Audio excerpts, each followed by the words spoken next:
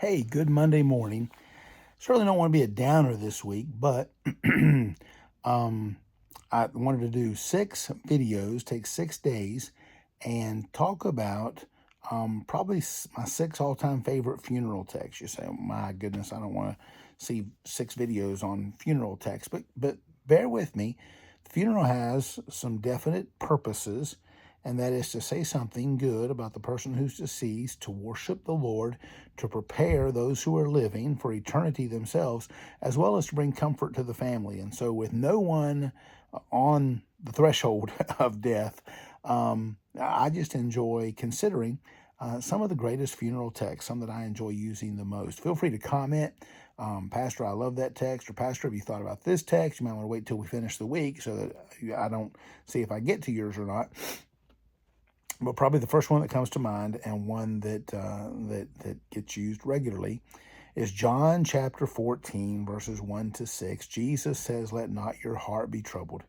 You believe in God, believe also in me. In my Father's house are many mansions. If it were not so, I would have told you. I go to prepare a place for you. And if I go, prepare a place for you, I will come again and receive you to myself, so that where I am, there you may be also. And where I go, you know, and the way you know." Thomas answered and said to him, "Lord, we do not know where you're going, and how can we know the way?" And Jesus answered and said unto him, "I am the way, the truth, and the life. No one comes to the Father except through me." Well, this text is probably one of the ones that I have used the most, not because it's just a favorite of mine, but many of those who have had opportunity to plan their own funerals have told me, "Pastor, I want you to use this text for my funeral. It tells us the perfect peace that only comes through Christ. Let not your heart be troubled. It tells us about a perfect place, a place called heaven. It talks about a perfect promise. I'm coming back to get you, to receive you to myself.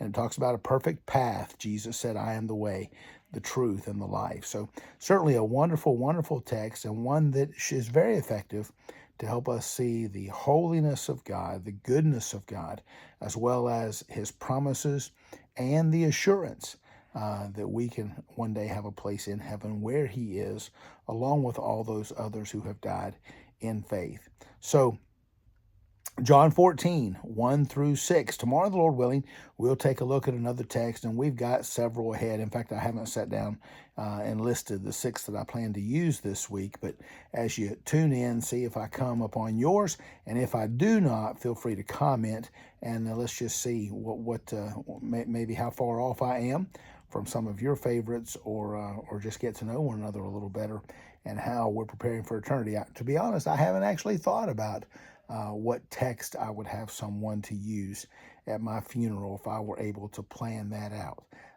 But certainly John 14 is a favorite for many, maybe a favorite of yours. So keep that in mind today. Jesus said, "Let not your heart be troubled. I am the way, the truth, and the life. No one comes to the Father except through me." Well, some stormy conditions expected in Winston-Salem in North Carolina the first part of this week. So I hope we get some rain that we need and not too much wind and problems that can come from that. And I hope that you'll have a great Monday, all for the Lord's glory. Take care, and God bless you.